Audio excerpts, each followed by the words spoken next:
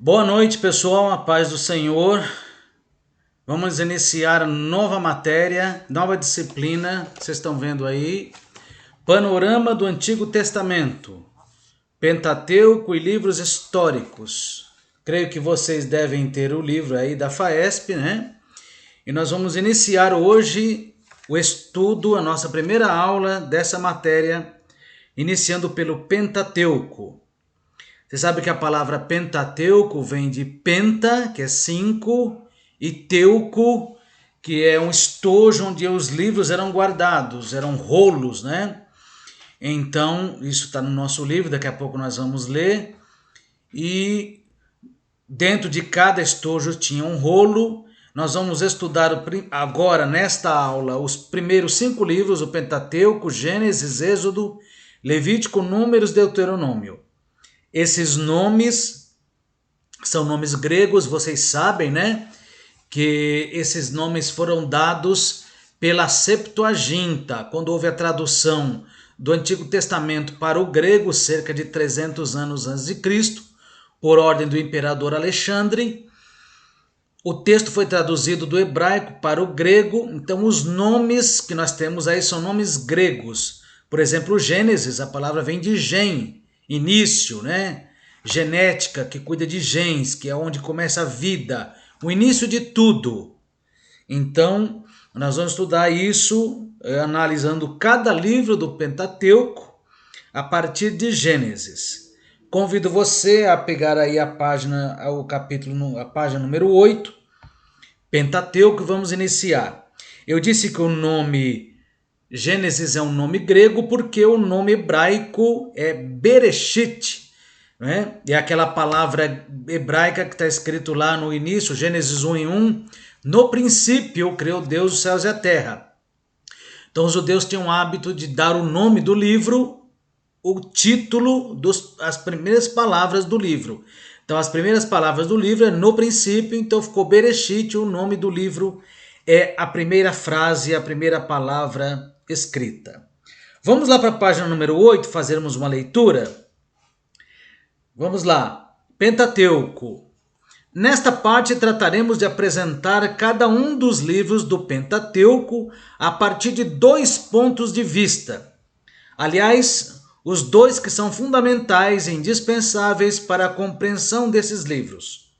Em primeiro lugar, veremos que cada um deles apresenta a pessoa de Deus e, em segundo lugar, analisaremos a forma com que é apresentado o estabelecimento do reino de Deus no mundo. Então vamos ver como o livro apresenta a pessoa de Deus e o estabelecimento do seu reino no mundo. O termo Pentateuco é composto de 2 expressões gregas, pente, de 5, e teucos, que era o estojo para o rolo do papiro. De forma prática, Pentateuco aponta para o conjunto de 5 livros, ou 5 rolos, que abrem aquilo que a Bíblia Sagrada se propõe a nos relatar. Até onde se sabe, os antigos tinham o costume de escrever os livros em rolos, e, segundo relatos, em 9 metros, sendo mais ou menos o tamanho necessário para acomodar de Gênesis a Deuteronômio, então 9 metros. Esses livros recebem na Bíblia o nome de lei, livro da lei de Moisés, o livro da lei de Deus e também Torá, que é o mesmo que ensino ou ensinamento.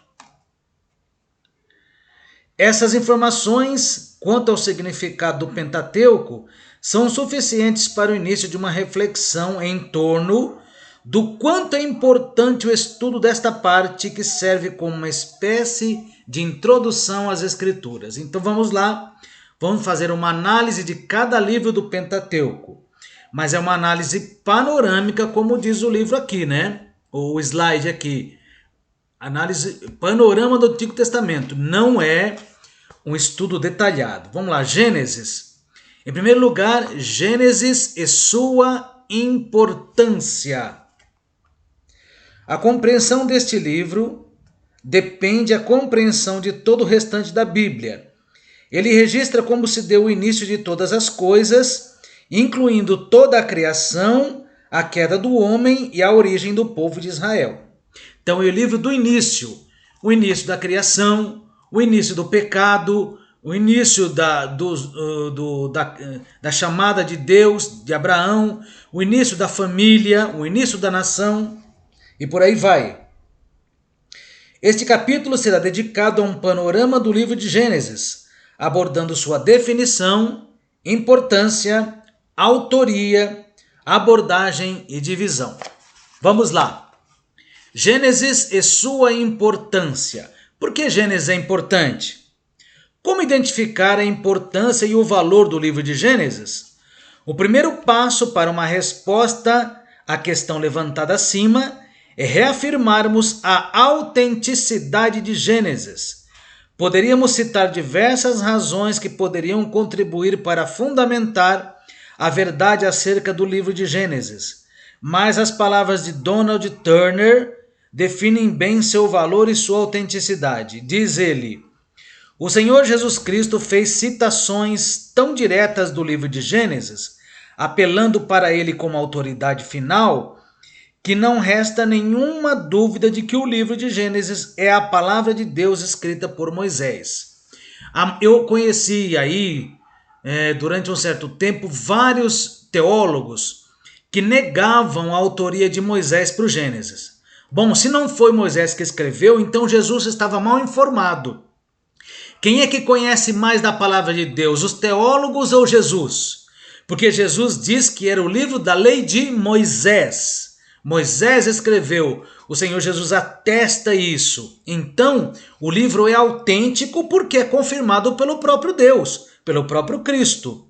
Então, durante a história, vários arqueólogos, cientistas, descobridores, paleontólogos, eles tentaram provar que Gênesis tinha falhas, tentaram derrubar a veracidade de Gênesis, mas nunca na história se conseguiu isso, pelo contrário. Muitos exploradores iniciaram essa tarefa e depois chegaram à conclusão de que o livro de Gênesis era autêntico. Por exemplo, Werner Keller, que era um ateu, escreve um livro muito importante chamado E a Bíblia Tinha Razão, onde depois de várias descobertas ele chega à conclusão de que o livro de Gênesis é autêntico. Muito bem, vamos continuar aqui no nosso livro.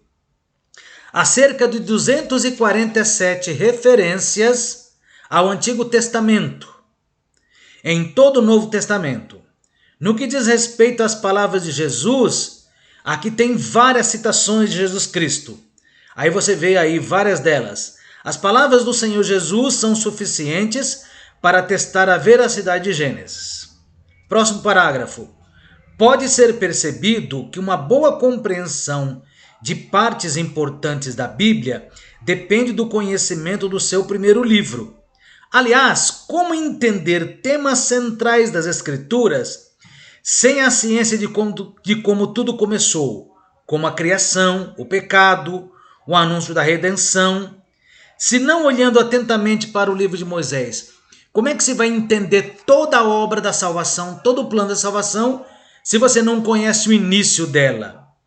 Além disso, devemos destacar ainda algumas importantes contribuições que o livro de Gênesis nos traz. Primeiro, remonta-nos à soberania de Deus. Segundo, ele é o único registro autêntico do início. Terceiro, registra a entrada do pecado na raça humana. 4, é o livro dos grandes julgamentos de Deus.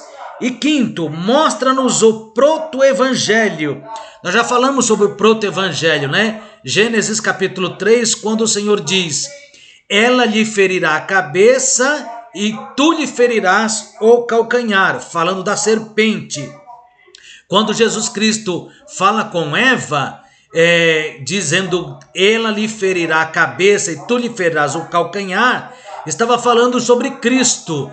Quem fere a cabeça da serpente é Jesus Cristo na cruz do Calvário. Mas a serpente lhe fere o calcanhar, porque foi a dor, o sofrimento de Cristo na cruz do Calvário. Muito bem. Informa-nos sobre a aliança de Deus com Abraão e possui profecias com respeito ao Messias. Sendo assim, podemos concluir que o estudo desse livro não é somente fundamental, mas indispensável a um correto estudo da Bíblia como um todo. Vamos agora para o tema. Deus trabalhando na criação e na providência da salvação para a humanidade. Poderíamos destacar vários temas que podem descrever perfeitamente o livro de Gênesis, mas na tentativa de um resumo eficaz, no alcance do propósito aqui estabelecido, nos limitaremos ao tema Como tudo começou. É importante ressaltar que originalmente os hebreus deram o nome de Bereshit, em virtude de sua primeira expressão no princípio, enquanto na Septuaginta esse livro foi chamado de Gênesis, que é origem, por causa de se dedicar em relatar a origem do universo e do homem. Levando em consideração que o termo Gênesis tem o sentido de início, o seu tema central visa mostrar como se deu não somente o ato criador de Deus em seus detalhes, mas também como o pecado entrou no mundo, suas primeiras consequências, bem como o anúncio divino a respeito da redenção. Portanto, podemos afirmar que o livro de Gênesis se propõe a mostrar Deus trabalhando na criação e na providência da salvação para a humanidade. Veja aí, o tema, Deus trabalhando na criação e na providência da salvação para a humanidade. Agora, autoria, Moisés. Até o século XVII era unânime a ideia de que Moisés é o autor do Gênesis, não apenas entre os cristãos, mas também nas comunidades judaicas. Essa unanimidade durou até 1671, quando Baruch Spinoza sugeriu que Esdras tivesse sido o autor, desencadeando assim diversas correntes que buscam enfraquecer a ideia de Moisés como seu autor, influenciando outros a unir-se a ele na intenção de desconstruir a ideia de que Moisés seja o autor deste livro. Questionar a autoria de Moisés pode parecer inofensivo. Afinal, alguém pode perguntar: o que muda alguém dizer que não foi Moisés quem escreveu o livro de Gênesis? No entanto, ao questionamento acerca da autoria desse livro, ao questionarmos acerca da autoria desse livro, ainda que de forma involuntária, de certa forma estamos colocando algumas verdades fundamentais em questão, conforme podemos constatar nas palavras de Stanley Ellison. Ele diz: a negação da autoria mosaica traz inevitavelmente o desgaste de outras doutrinas. Por exemplo, é questionada a inspiração divina, pois os livros passam a ser considerados produto de maquinações religiosas, em vez de palavras diretas de Moisés, o profeta de Deus. B. A exatidão histórica das narrativas e da legislação também é desafiada, visto que uma aparente aura de embuste ou de falsidade difunde-se no conjunto. Como consequência, os acontecimentos passam a ser vistos como os mitos inventados por devotos da religião, em vez de história autêntica. Entenderam que derrubar a autoria de Moisés, negar a autoria de Moisés, colocaria em questão se a palavra foi inspirada por Deus a Moisés mesmo, ou se não foi produzido um livro de acordo com a vontade de alguém. Então temos razões para atribuir a Moisés a autoria de Gênesis. Quais são as razões? Primeiro, ele tem sido reconhecido como o homem mais erudito da antiguidade. Ele estudou, vocês se lembram, nas escolas egípcias que eram as mais avançadas da época. Segundo, ele mesmo diz que escreveu sob a autoridade de Deus. Terceiro, a unidade literária do Pentateuco é encontrada somente neste conjunto de livros e nenhum outro do Antigo Testamento. Quarto, porque é uma continuação. A confirmação do próprio Cristo e de alguns escritores do Novo Testamento. Quinto, estudos arqueológicos a comprovam que na época de Moisés, houve forte tarefa literária. Sexto, quase todas as traduções judaicas afirmam ter sido Moisés o seu autor. Assim sendo, com base no que as escrituras dizem, na tradição da igreja e na tradução judaica, além de todos os demais indícios que são evidentes, permanecemos acreditando a Moisés a brilhante e inspirada autoria de Gênesis. Então não temos dúvida, a autoria Moisés. Né? A data é difícil de avaliar, hein? De aproximar. Quando o assunto é data da composição de algum livro da Bíblia, há várias sugestões e opiniões, causando discussões, principalmente quando se trata de um livro tão antigo como é o caso de Gênesis. No entanto, vamos perseguir nosso objetivo de forma coerente, nos baseando na tradição e nos testemunhos de autoridade do assunto. Geralmente tem sido atribuída a data de 1443 para a composição de Gênesis, muito provavelmente no período da primeira parte da peregrinação de Israel pelo deserto, enquanto Moisés tentava instruir os filhos de Israel acerca de todas as verdades que precisavam saber sobre Deus. O livro de Gênesis compreende em torno de 2.369 anos de história, desde a criação do universo e do homem, encerrando com a morte de José, o último dos patriarcas de Israel. Quanto ao aspecto geográfico, estende-se desde o Vale da Mesopotâmia, que tem sido chamado de berço da raça humana, até o Vale do Nilo no Egito, o berço da raça hebraica. Com todas essas informações importantíssimas, estamos em condições de avançar para a compreensão do objetivo do livro e, finalmente, seu esboço. Então vejam como é importante o livro de Moisés, o Gênesis, que abrange um período aí de quase 2.400 anos. Então vejam que algumas aulas nós falamos sobre esse assunto, de que essa história de que o homem tem 10 mil anos, 1 milhão de anos, 1 bilhão de anos, isso aí é muito chute, né? Porque desde Adão até a morte de José, são aí por volta de, no máximo, aí 3.000 anos de história. E o Gênesis provavelmente foi escrito logo depois do Êxodo, que em 1440 a.C.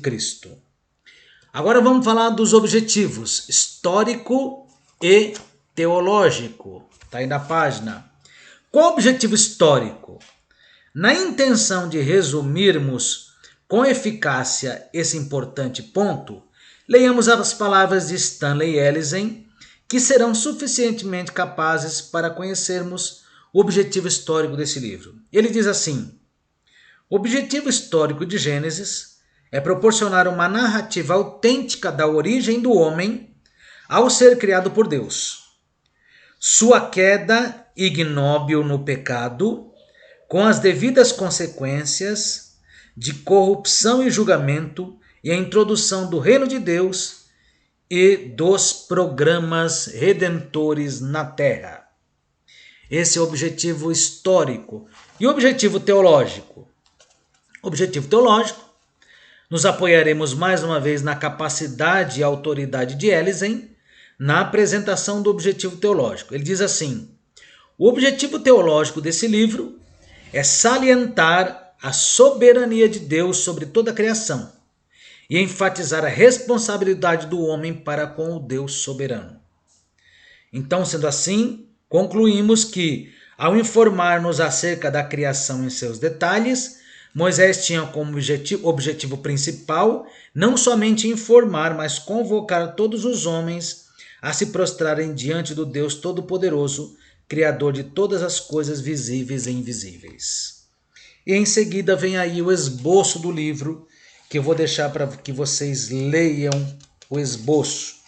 O esboço está aí, da criação até a queda, criação do mundo, criação e queda do homem, a queda do homem, o mundo pré-diluviano, Caim e Abel, as primeiras civilizações, o dilúvio e a Torre de Babel, o dilúvio, a Torre de Babel e depois o esboço do livro, ok?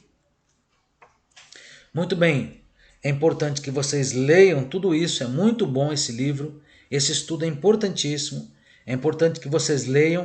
E antes de nós encerrarmos o assunto sobre Gênesis, é importante dizermos que Moisés, quando escreveu o livro de Gênesis, ele não tinha a intenção de provar a existência de Deus. Ele parte do ponto, da premissa básica de que Deus existe. E quando nós lemos o livro de Gênesis, nós temos que entender também que o povo passou 400 anos no Egito e aprendeu a conhecer todos os deuses pagãos. Agora o povo precisava conhecer o verdadeiro Deus.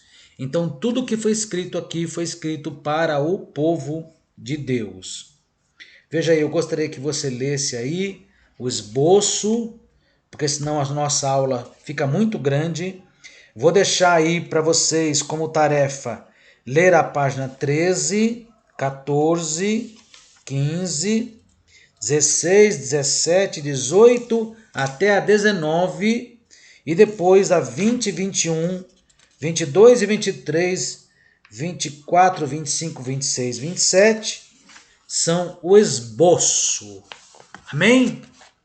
O esboço. Mas nós voltaremos a falar ainda bastante sobre o livro de Gênesis, né?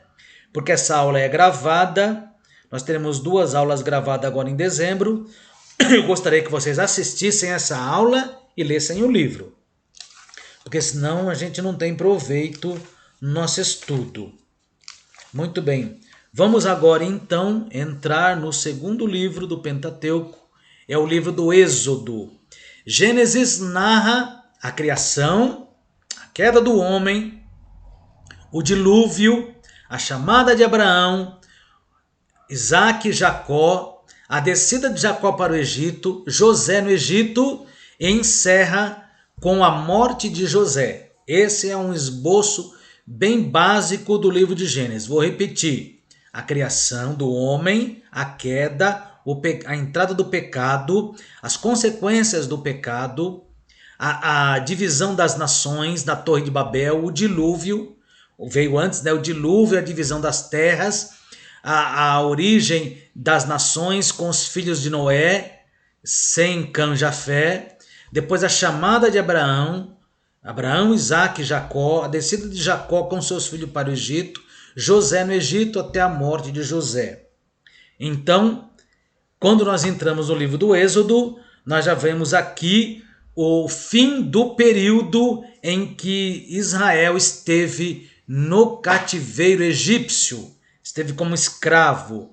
No fim do livro de Gênesis e começo de Êxodo, vemos ali o relato de que após a morte de José e do faraó, levantou-se uma outra dinastia que achou que o povo de Deus era muito grande e se esse povo resolvesse se rebelar contra os egípcios, seria um inimigo muito forte, então passou a aprisionar o povo.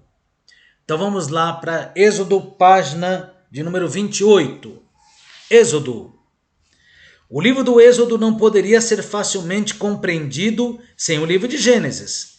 E sem Êxodo, o livro de Gênesis nos daria uma história incompleta. Um completa o outro. Então, primeiro ponto aqui, Êxodo e sua importância. Diante da reflexão de Turner acima, é possível perceber que os 2 primeiros livros da Bíblia dependem um do outro. Com a expressão pois que abre este livro, podemos concluir que é a continuação de Gênesis. Este livro informa-nos acerca de uma importante época da raça humana, que é especialmente quanto ao plano de Deus para ela. Somado a isso, a importância desse livro se apresenta também na sua veracidade, e a respeito disso, Donald Turner escreve. Veja o que ele diz. Há várias provas da história relatada no livro de Êxodo na história pagã. E a arqueologia tem descoberto muitas provas disso. É bem conhecido que os Ixos, reis pastores semíticos, reinaram no Egito quando José era governador do país. Esses reis vieram da Ásia Ocidental e dominavam o Egito. A história secular também confirma o livro do Êxodo ao contar-nos que os grandes edifícios do Egito foram construídos naquela época. Os arqueólogos têm descoberto muitas esculturas que representam escravos fazendo ladrilhos, enquanto os comissários ou capatazes se encontram de pé com um chicote na mão para apressar o trabalho. Têm sido escavados ou descobertos restos de paredes de estuque no Egito, em que os primeiros estuques são bons, unidos com palha, mas logo mais aparecem estuques feitos com restolho e então surgem estuques feitos de barro duro, sem nada para segurá-los. Certamente que o capítulo 5 do livro de Gênesis, ou melhor, de Êxodo, é verídico. Ok? Além de sua veracidade, comprovada por diferentes áreas de pesquisa, temos ainda o testemunho do Novo Testamento, em que em diferentes situações e passagens cita o livro de Êxodo, como vemos em algumas referências aqui elencadas. Fica evidenciado aqui a grande importância e o quanto este livro é indispensável para a compreensão de toda a Bíblia Sagrada, conforme veremos à medida que estudarmos. Vamos lá agora para o tema. A redenção e organização de Israel como povo da aliança. Os hebreus os chamaram de Uele Shemô, em virtude da primeira frase do livro. São esses, pois, os nomes. Já os tradutores da Septuaginta o chamaram de Êxodo, que significa saída, que é o nome grego, né? Apontando assim seu tema central que recai para as obras redentoras de Deus para com seu povo.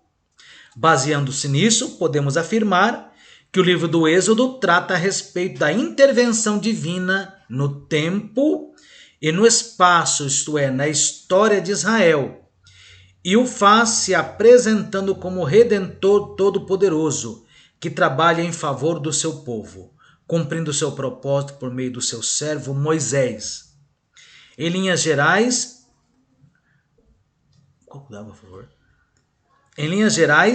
o tema central desse livro é a redenção e organização de Israel como povo da aliança.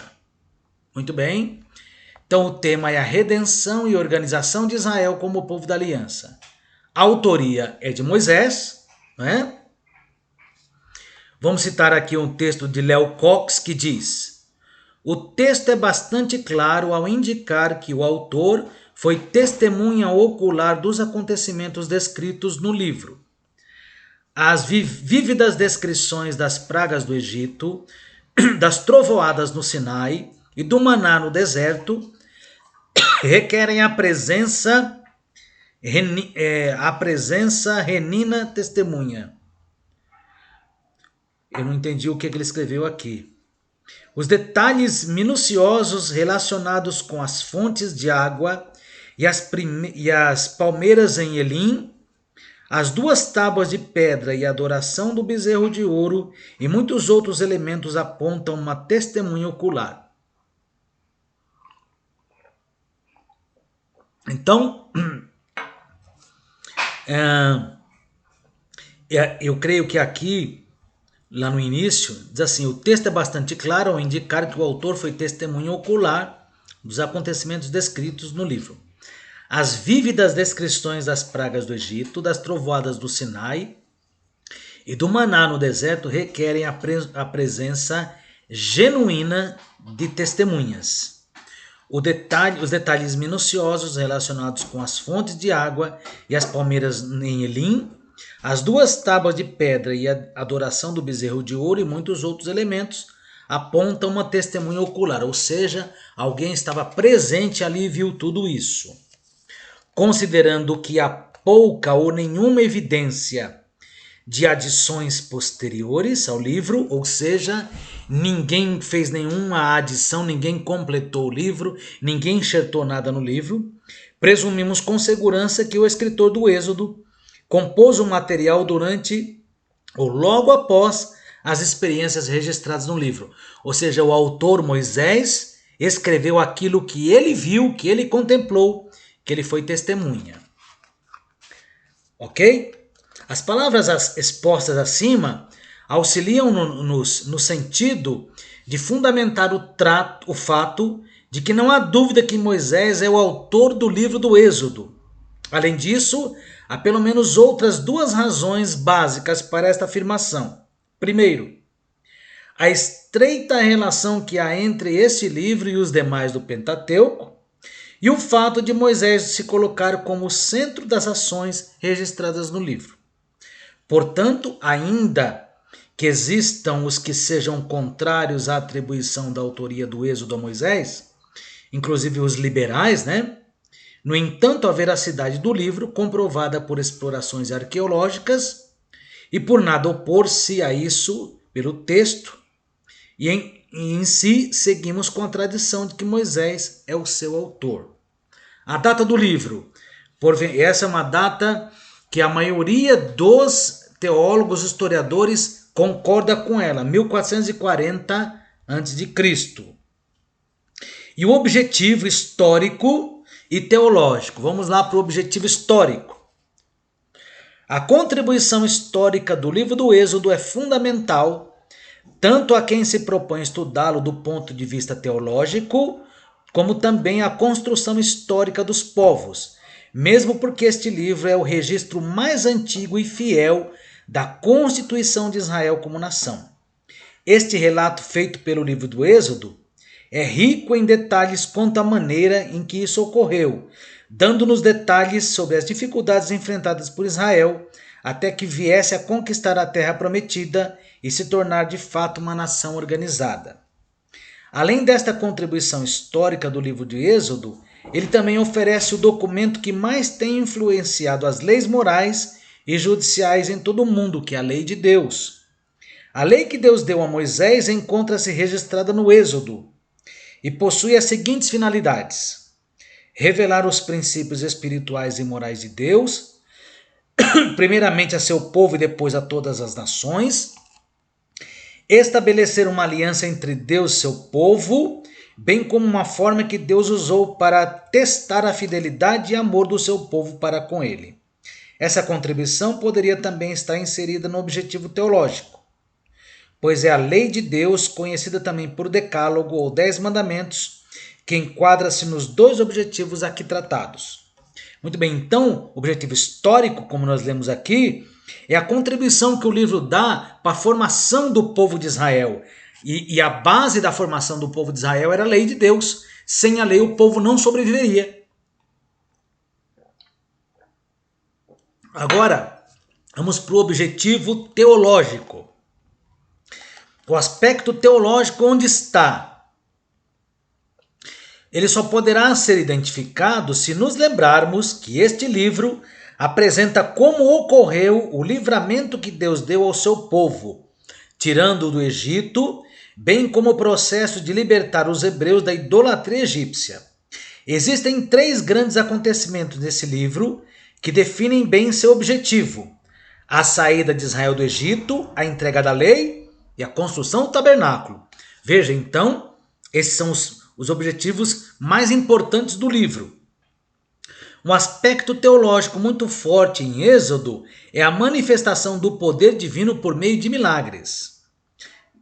Com exceção dos julgamentos sobrenaturais, relatados em Gênesis, os primeiros milagres são encontrados em Êxodo, demonstrando o poder sobrenatural do Senhor. Êxodo conta-nos também sobre a instituição da Páscoa, muito importante. Sem levar em conta outros detalhes, apontava para verdades eternas que se cumpririam plenamente em Cristo. A festa da Páscoa tinha pelo menos 3 grandes objetivos. Veja lá: comemorar a salvação e o resgate físico dos primogênitos com a morte do Cordeiro, lembrar cada pessoa da necessidade de se alcançar redenção espiritual do pecado pelo sacrifício de um Cordeiro substituto, indicando desse modo a provisão futura prometida por Deus na aliança abraâmica. E terceiro, ensinar-nos o significado da morte de Cristo. Claramente a Páscoa instituída no período relatado em Êxodo aponta para a nossa realidade diante de Deus, nossa necessidade de um Salvador e de Cristo como aquele que se apresenta como o Cordeiro de Deus que tira o pecado do mundo. Uma outra contribuição teológica deste livro encontra-se no relato sobre a construção do tabernáculo. Enquanto a lei apontava para a santidade de Deus e a convocação para que o povo se entregasse a ele, o tabernáculo retratava a graça de Deus que provê um meio de comunhão por meio do sacrifício do sangue. Para Israel, o tabernáculo era a única representatividade da presença de Deus em meio ao seu povo, e para nós, ele sinaliza para Cristo, o verdadeiro tabernáculo entre Deus e nós. Então o povo de Deus entendia que era somente no tabernáculo onde a presença de Deus estaria. Muito bem, agora daqui para frente é o esboço, vocês vão ler o esboço. Esboço, livro de Êxodo, número 1. A chegada de Israel no Egito e sua opressão. O libertador é preparado, Moisés volta ao Egito, as 3 primeiras pragas. Depois aí você vê o esboço todo, né? Até a página número 39, ok? É Êxodo. Agora vamos passar para o próximo livro, Levítico. O nome já diz, o nome grego refere-se à tribo de Levi. Se lá em Gênesis conta-se, o livro narra o início da nação, em Êxodo é a libertação da nação do Egito, da servidão do Egito, e a entrega da lei, e Levítico a forma de culto, o sacerdote, o tabernáculo, o sacrifício, os levitas, tudo apontando para Jesus. Então Levítico é um livro importantíssimo, que apresenta tipos, né? O cordeiro, o tabernáculo, a arca, o sacrifício, tudo aponta para Jesus. Qual é a importância de Levítico? Vamos lá. Sua importância: como o povo deveria servir, cultuar e se relacionar com Deus. Ok? Vamos ler aqui as palavras de Donald Turner aqui, falando sobre a importância do livro de Levítico. O Senhor Jesus Cristo é o cumprimento ou a realidade do qual os sacrifícios são tipos. Ele é nosso pontífice perfeito, do qual Arão era tipo ou símbolo. O Senhor, como nosso sumo sacerdote, tem feito para nós tudo o que Arão é para os judeus, e tem feito em forma permanente, sem necessidade de repeti-lo. Ele conseguiu o perdão dos nossos pecados, tirando a culpa. Ele é a nossa paz, e nele somos aceitos diante de Deus, na consagração ou dedicação do nosso ser a Deus. Veja como é importante, né? O livro de Levítico. As colocações acima auxiliam-nos a fortalecermos nossa convicção da importância do livro de Levítico. Além disso, o próprio Senhor Jesus utilizou-se desse livro em momentos específicos de seu ministério terreno. Existem muitas outras referências no Novo Testamento ao livro de Levítico, que reafirmam sua importância. Contudo, as que temos aqui citados são suficientes para confirmar essas verdades.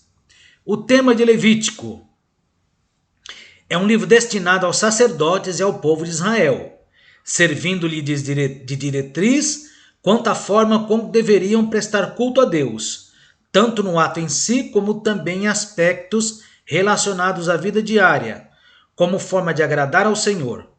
Nos fornece uma lista dos principais assuntos que esse livro nos apresenta, tais como a remissão dos pecados como condição para ter comunhão com Deus, o homem incapaz de resolver seu problema diante de Deus, Tudo depende do plano divino. Deus requer o que é perfeito para ele. A santidade é uma condição para andar com Deus. E, finalmente, essa comunhão com Deus influencia a vida em todos os seus aspectos. Sendo assim, podemos dizer em linhas gerais, o tema central é a apresentação da purificação e da santidade como meio de aproximação de Deus e a manutenção dessa comunhão. A autoria também é de Moisés, não é? A data, por volta de 1440, logo após a libertação do Egito, e os objetivos históricos e teológicos. Objetivo histórico, veja lá na página 42. Assim como o Êxodo, o livro de Levítico contribui de forma singular com as informações acerca da construção de Israel como povo e nação, bem como a nossa própria espiritualidade e relacionamento com Deus. Portanto, analisemos detalhadamente essas principais contribuições desse importante livro sagrado. E o objetivo teológico no livro de Levítico é grandioso e riquíssimo. Portanto, buscaremos realizar um resumo fiel e capaz de nos conceder um panorama dessa contribuição. Levando em consideração o tema central desse livro, que já vimos anteriormente, podemos afirmar que se trata de uma convocação de Deus ao seu povo, para que este tenha uma vida santa, demonstrada em sinais externos, conforme vemos nos rituais estabelecidos por Deus neste livro. Indubitavelmente, trata-se de um aspecto teológico fundamental e essencial, e que nos reserva grandes lições espirituais e práticas. E aí, então, temos o esboço que vocês vão ler, página 43 até a página 46. Levítico. Vamos passar para o quarto livro, Números, né? O cuidado e interesse de Deus pelo seu povo. Por seu povo. A importância do livro de Números. Sua importância, interpretação sacerdotal unificada da vontade de Deus para com seu povo. Né? Na página 47, tem aí uma citação de Brevard Shields. Diz assim: apesar da diversidade de assuntos e da complexa estrutura literária, o livro de Números mantém uma interpretação sacerdotal unificada da vontade de Deus para seu povo, a qual é exposta em um nítido contraste entre o santo e o profano. Não é? Além disso, ao olharmos para este livro, paralelamente ao Novo Testamento, torna-se ainda mais notável a sua grande importância. Por exemplo, o próprio Jesus nunca duvidou de sua canonicidade, ou seja, de que ele era canônico, de que ele era inspirado, além de outros textos neotestamentários. O apóstolo usa várias referências ao livro de Números, o apóstolo Paulo. O tema: preparativos para o serviço na rota do Sinai ao Jordão. Vamos ler o que diz Lauriston Dubois aqui, tema na página 48.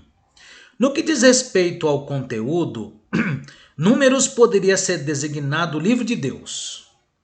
O enredo básico do livro é Deus trabalhando entre o povo. Ele é a coluna de fogo durante a noite, a coluna de nuvem durante o dia, o provedor de água e do maná, o capitão à frente dos exércitos, a presença pairadora acima e ao redor de todo o acampamento. Por conseguinte, no decorrer dos séculos, Números tem contribuído de forma substancial para afirmar a fé basilar dos israelitas em Deus. Esse é o tema do livro. A autoria também é de Moisés, certo? A data, página 49. Por volta de 1404, né, antes de Cristo, é a data mais provável, compreendendo de 1444 a 1405. Objetivo histórico. O livro de Números se encarrega de registrar fatos de suma importância no que diz respeito a constituição de Israel quanto nação. Enquanto o Levítico trata a respeito da organização para adoração, o livro de Números trata acerca da preparação para o serviço e para a guerra. Por intermédio de Moisés, Deus mandou enumerar a primeira e a segunda geração de homens prontos para a guerra, além de treiná-los para tudo que envolve a guerra. Continuando, o objetivo teológico, um dos principais objetivos de Números, é registrar a paciência de Deus com seu povo, ressaltando assim sua misericórdia. Além disso, é neste livro que encontramos informações sobre o voto do Nazireu, que além de outras lições, demonstra que Deus trata as pessoas com igualdade. Afinal, esse voto poderia ser feito por homens leigos e as condições eram não comer ou tomar fruto da vide, não usar navalha e não aproximar-se de cadáver. Outra lição teológica que o livro nos oferece é a respeito da rebelião e suas consequências, pecados que seriam cobrados de outras gerações. Números também nos mostra a orientação que Deus deu a seu povo acerca de como deveriam tratar os pecados cometidos. Há também lições que Números ensinam que são reiteradas no Novo Testamento, assim como a bênção desejada e invocada do sumo sacerdote entregue por Moisés a Arão, pedindo proteção, graça e paz.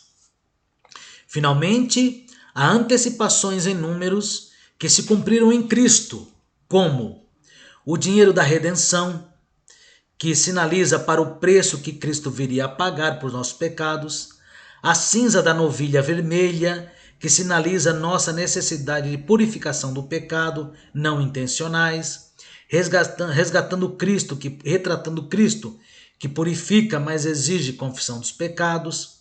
A serpente de bronze sobre uma haste é um sinal que Jesus faria ao ser levantado no Calvário. A vara de Arão que floresceu, indicando que era o único sumo sacerdote, assim como a ressurreição de Cristo sinalizou para a verdade de que ele é o único mediador entre Deus e o homem. E assim, logo em seguida, temos aí o esboço do livro de Números, que vai até a página de número 54, ok? E por último, e não menos importante, temos aí então o livro de Deuteronômio. Deutero é segundo, é repetição, Deutero é repetição. Deuteronômio. Qual a importância de Deuteronômio? Israel é convocado a relembrar sua trajetória. Então, enquanto o povo estava caminhando no deserto, Moisés para diante do Monte Sinai e relembra toda a história, toda a trajetória de Israel naquele momento e refaz a leitura da lei. Então, vejamos lá. Chegamos ao último livro do Pentateuco, que é Deuteronômio. É provável que o título Deuteronômio tenha sido retirado da expressão grega Deuteronomium touro, tradução que a Septuaginta fez da frase, um traslado dessa lei.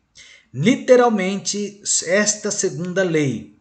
Levando em conta que a maior parte do livro consiste em reformulações da lei, feitas por Moisés na véspera da travessia do Rio Jordão para entrar em Canaã, esse título foi aceito por ser apropriado. Qual é a importância de Deuteronômio?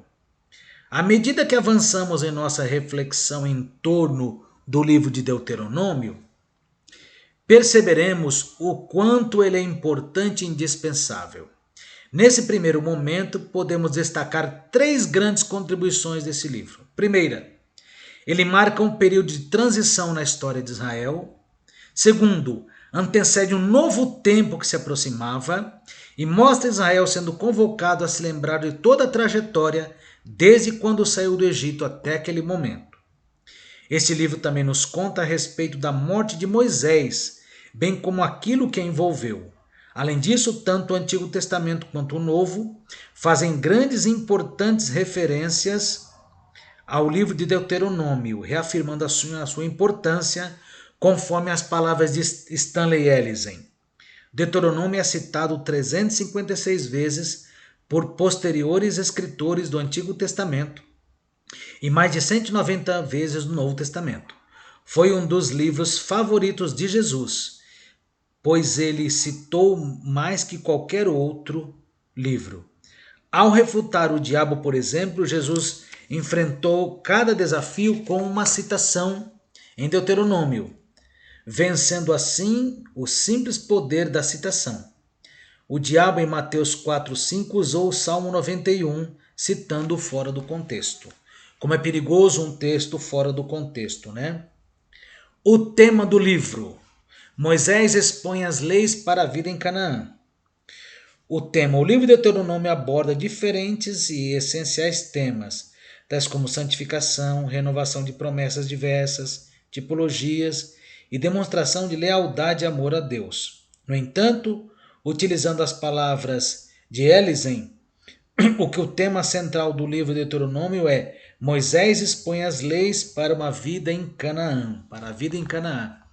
Deuteronômio marca o fim da trajetória do povo, antes de chegar no Rio Jordão, o fim do ministério também e da missão de Moisés, o início de uma nova fase da entrada na Terra Prometida, e por isso o povo precisava de que a lei fosse repetida. A autoria é de Moisés, a data é por volta de 1405 a.C., né? Próximo da morte de Moisés. E os objetivos histórico e teológico, né? Assim como os livros anteriores, Deuteronômio contribui diretamente com a formação de Israel como nação em processo de organização. Por exemplo, existem referências a cargos de licenças públicas, referindo-se assim a juízes, sacerdotes e reis.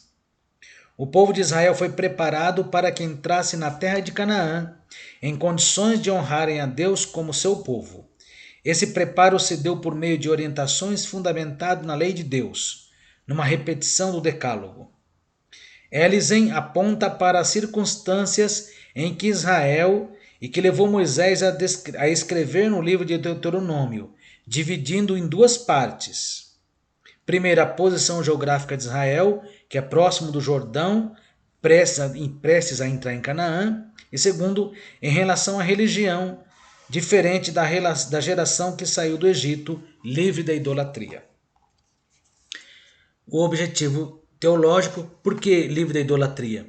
Porque o povo que saiu do Egito, todo aquele povo que saiu, ninguém entrou a não ser Josué e Calebe. Os que entraram foram os que nasceram durante a trajetória. E o objetivo teológico?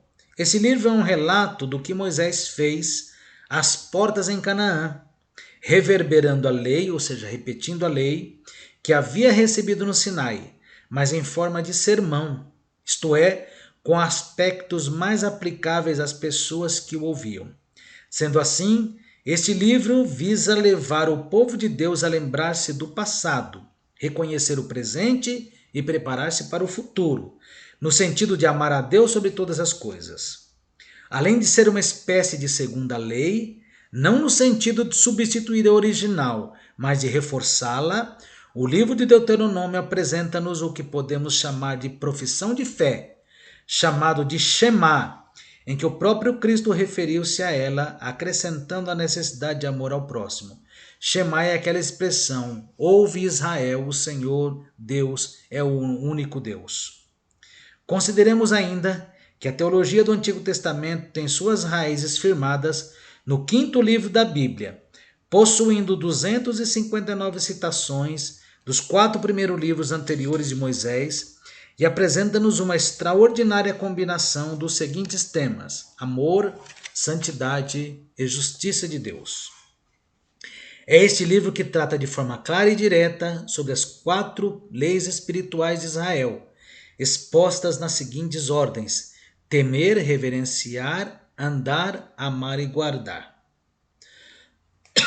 Outra abordagem teológica feita no livro de Deuteronômio é acerca do perigo da idolatria, Haja visto que mesmo que essa geração não tivesse tido a influência egípcia, no entanto as consequências desse mal são tão terríveis que Deus advertiu diversas vezes nesse livro, inclusive porque eles estavam para entrar em uma terra idólatra.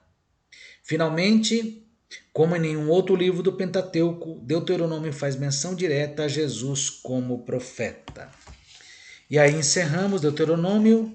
Aí você tem um esboço que vocês vão ler, né? Até a página de número 61. Encerramos então com esta primeira aula o Pentateuco. Claro que lemos o livro, fizemos alguns comentários, mas ainda vamos voltar na próxima aula que vamos gravar. Antes de entrar no próximo livro, que é Josué, já nos livros históricos, essa é o primeiro bloco, que é o Pentateuco. O segundo bloco são os livros históricos de Josué e Esther. Antes de entrarmos no segundo bloco, nós vamos fazer uma rememoração, vamos fazer aí uma recordação de tudo que vimos aqui sobre o Pentateuco. E para que na avaliação nossa prova não fique tão grande, eu vou postar no grupo nos próximos dias um questionário sobre o Pentateuco, sobre cada livro, para que em casa mesmo vocês respondam e depois vocês guardem e vocês me entreguem no futuro para que a gente possa juntar com a prova. Então o trabalho que nós vamos dar para vocês é esse questionário que vocês vão responder dentro do livro, do vídeo e também na leitura na Bíblia desses livros que nós estamos estudando aqui. Que Deus abençoe a sua vida. Até uma próxima aula, quando nos encontraremos para a continuação do nosso estudo. Amém? Que Deus te abençoe em nome de Jesus.